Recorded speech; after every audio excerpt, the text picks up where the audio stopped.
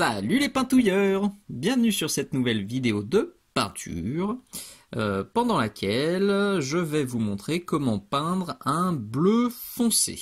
Donc concrètement, je vais vous montrer cette recette que j'utilise très fréquemment. Vous me connaissez, je suis un petit peu un filou. Quand je sais pas trop de quelle couleur peindre une zone sur une figurine, je la peins très fréquemment en noir. Quand je fais un essai noir et que ça me convient pas, que je trouve ça vraiment trop tristounet, et ben je pars sur cette recette de bleu. Et en général ça marche. Bon, quand le noir marche pas, le bleu marche pas, bon là je suis un peu désespéré, souvent la figurine finit dans le tiroir de la honte et on ressort 10 ou 15 ans après. Mais bon, normalement je m'en sors, soit avec le noir, soit avec le bleu. Donc j'ai eu ma période très bolter noir, là je suis dans ma période très bolter bleu, il y a eu celui-ci et puis il y a eu celui-là, où le rendu est quand même un peu différent, vous le voyez, celui-ci est quand même un peu plus foncé. Alors je vais tenter de vous mettre les deux à l'écran, ça sent le fail, si ça va, hop, décale-toi. Voilà, c'est un poil flou, mais vous voyez, c'est exactement la même recette, et pourtant le rendu est un petit peu différent. Donc ça, vous le savez, j'en parle aussi très fréquemment dans mes vidéos.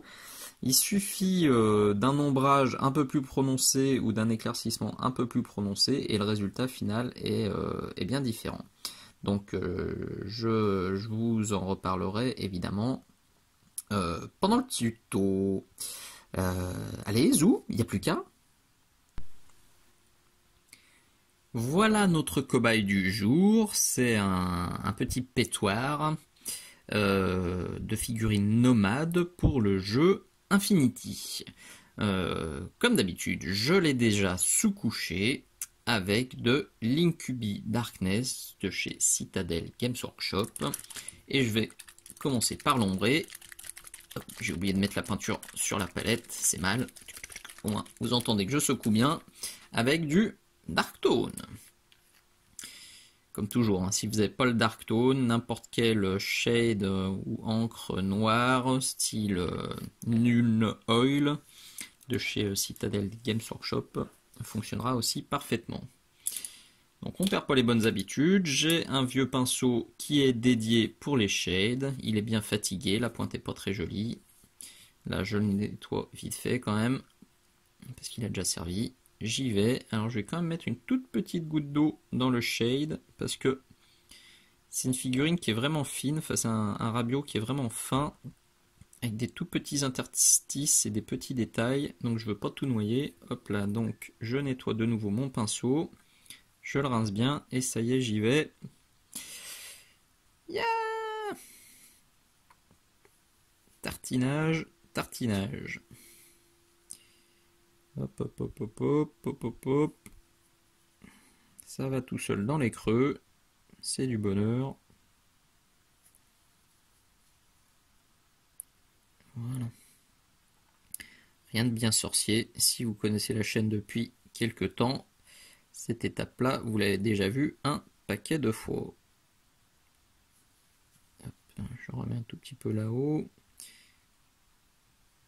Donc on va partir lumière zénitale, hein, là-haut.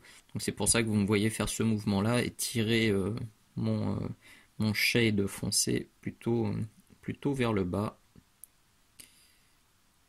Hop là, allez.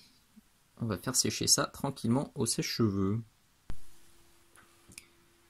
Quand c'est sec, je vais renforcer les ombres les plus profondes avec du noir. Alors en l'occurrence, là j'utilise celui-ci, hein, le Game Color Valero ou Prince Auguste. Il est là, mais n'importe quel noir peut parfaitement faire l'affaire. Il suffit de trouver la bonne dilution. Hop, j'y vais. Vous me connaissez aussi si vous suivez la chaîne. Souvent, à gauche, je dilue bien et à droite, je le laisse un peu plus épais. Comme ça, je peux jongler avec les deux. Hop, une fois le mélange fait, on mélange bien le pinceau. Donc, je suis encore sur un pinceau là plutôt, je vais pas dire bas de gamme, mais plutôt usé. Là, c'est pas du travail de détail. Donc, vous voyez, j'utilise le même et j'y vais. Donc ça va être du glacis, lavis, glavis que je vais tirer vers le bas. Vous voyez, j'en mets une bonne couche, j'en dégage de mon pinceau et je vais flouter gentiment ma transition avec du un peu moins dilué ici. Je vais reprendre ce lining, voilà, qui soit bien net. Je vais reprendre ce lining là. Hop. Je vais reprendre, toujours avec du pas trop dilué, les petits interstices qui sont là. Je vais me faire tout cela. Voilà, faut viser. Hop, au pire, si je tombe à côté. Voilà, je suis bien tombé à côté. Trop de café ce matin. Donc je vais quand même ombrer ça aussi. J'en mets une bonne tartinasse. Je dégage. Et voilà, je viens flouter. C'est vraiment facile hein, sur des surfaces comme ça qui sont courtes. On peut bien étaler et bien flouter. C'est beaucoup plus simple que sur des grandes surfaces toutes plates. Très important, ce travail avec le noir. Plus vous allez insister, plus évidemment le bleu final sera foncé. Donc là, c'est une étape qui est vraiment importante. À vous de décider si vous voulez un bleu vraiment très profond avec des ombres très noires comme je suis en train de le faire ici, ou si vous voulez quelque chose de bleu, un bleu nuit qui est un peu plus clair, dans ce cas-là, forcément sur le noir. C'est toujours la même histoire, hein. C'est vraiment à vous de moduler et de trouver le rendu qui vous convient à vous. Hop, donc là, vous voyez, j'y vais. Là, j'en mets une bonne couche. On rince. Enfin, on rince, on essuie sur le papier absorbant. On floute et du coup, le dégradé se fait tout seul. Et si c'est pas assez, parce que moi je veux quelque chose d'assez contrasté, on en remet sur une zone plus petite. On essuie de nouveau.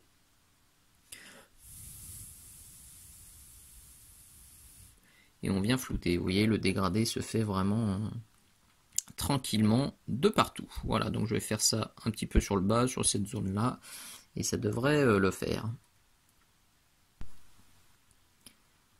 La prochaine étape, elle est vraiment essentielle. Ça aussi, je le répète vraiment souvent, mais je pense que je pourrais le redire à chaque fois, parce qu'on a vite fait de l'oublier.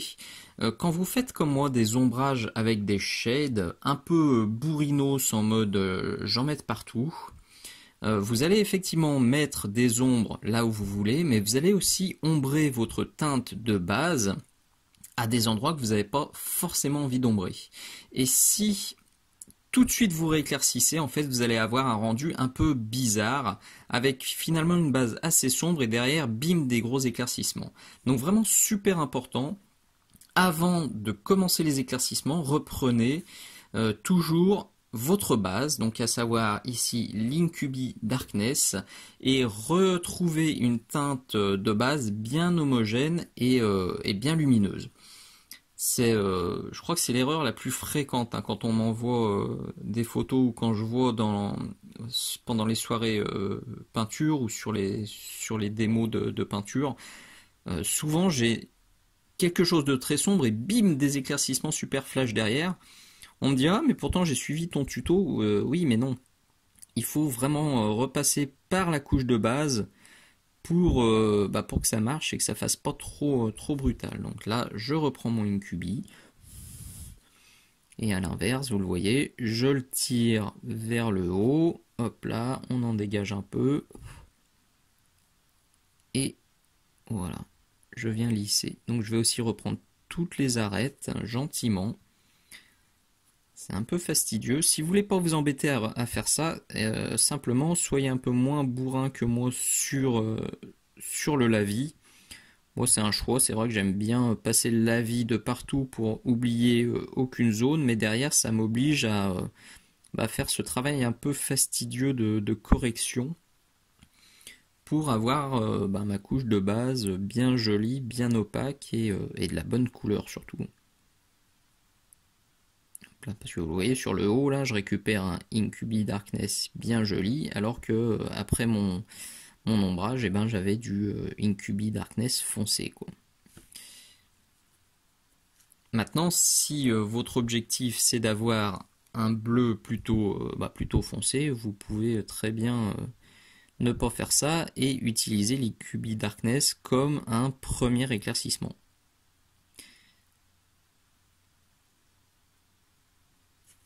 Voilà, ça revient tout doucement.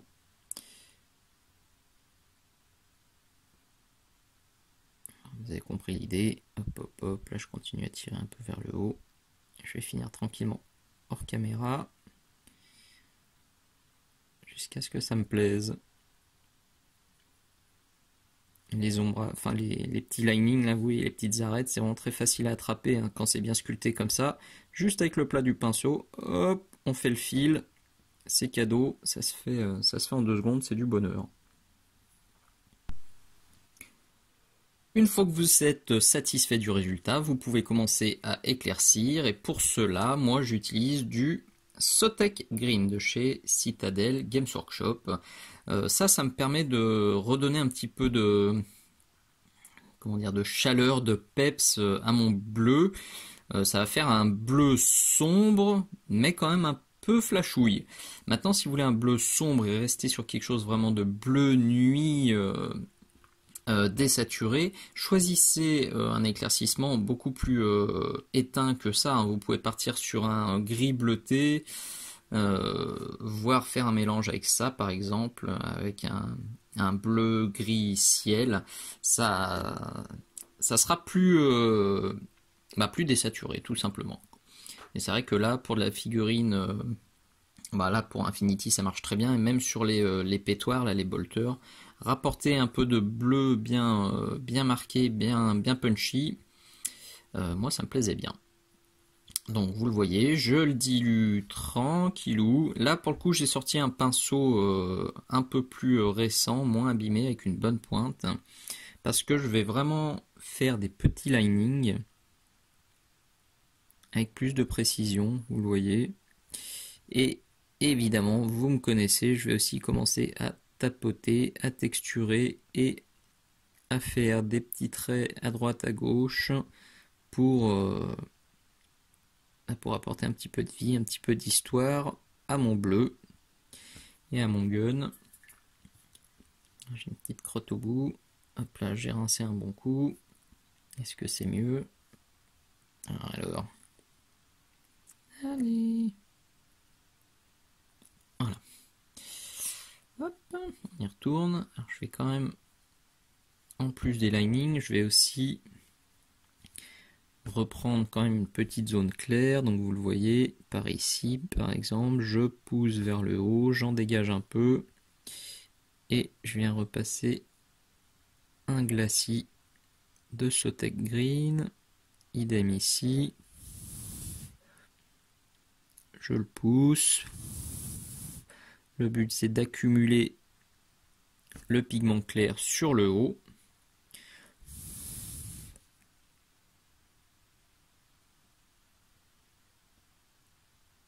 Bon, vous le savez, hein, chaque fois que je fais quelque chose d'un peu délicat, j'arrête de respirer.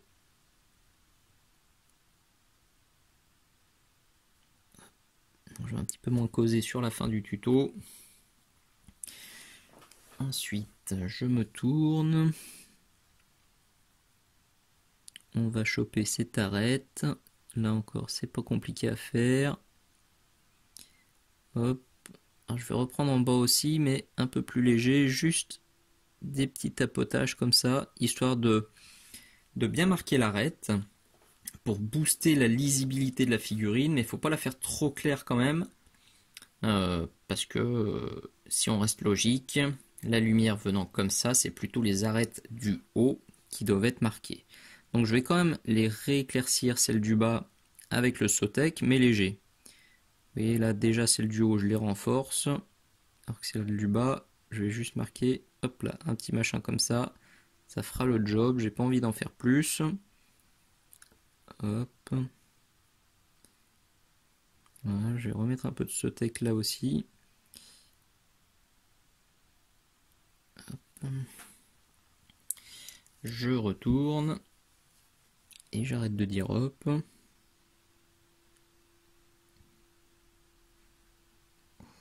Du coup, le hop, ça me plaît bien quand même. Pouette? Non, pas pouette. Sprouch? Non. Tais-toi, épin. Là, des petits battle damage, vous voyez. Hein. La pointe est un peu plus éclatée parce que j'ai déjà peint et il y a moins de peinture dans le pinceau. J'en profite pour tapoter, pour donner un peu de vie, pour faire des petits points, des petits traits, des petits trous, des petits trous. Toujours des petits trous. Hop là, ça commence à prendre forme. J'espère que vous voyez bien la caméra.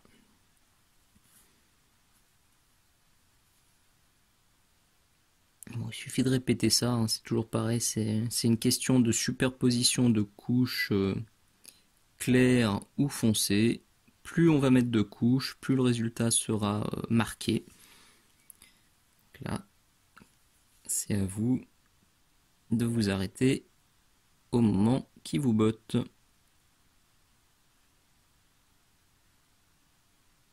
En l'occurrence, je vais continuer un petit peu plus.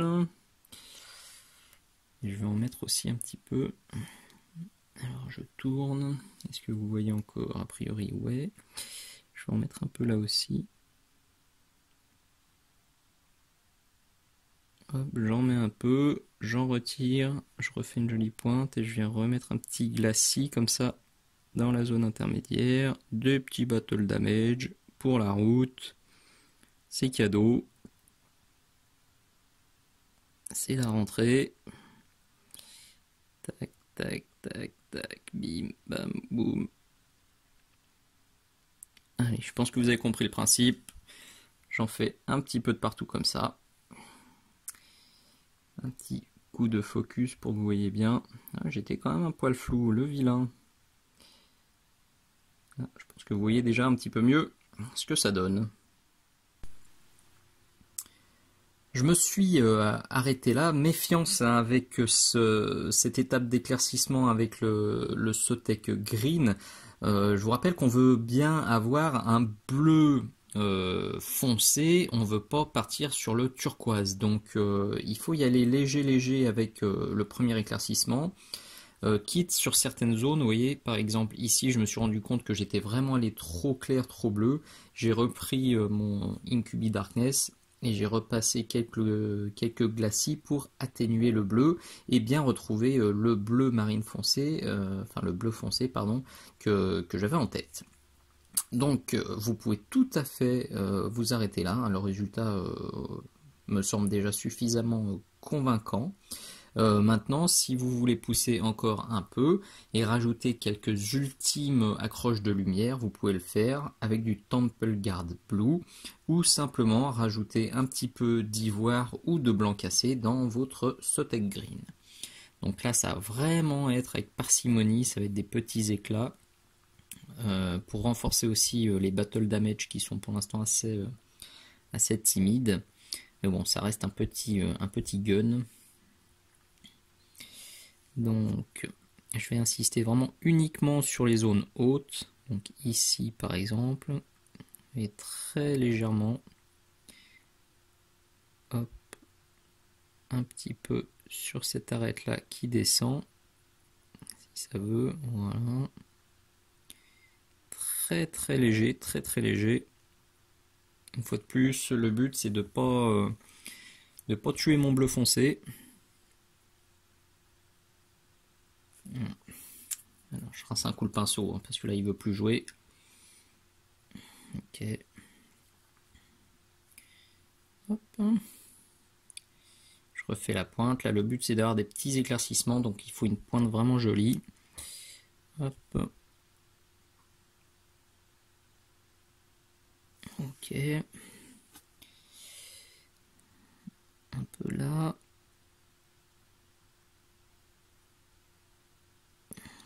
Voilà. Un petit peu là.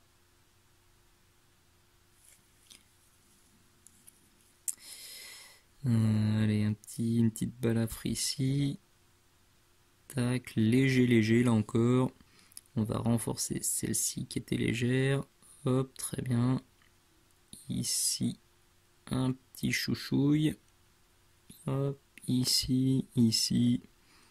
Voilà, c'est du travail de peaufinage si vous le souhaitez. Histoire, une fois de plus, d'accentuer la lumière zénithale qui vient de là-haut. Et nous voilà au bout de ce nouveau tuto. Bon, vous le voyez, une recette qui, pour le coup, est vraiment, vraiment simple, hein.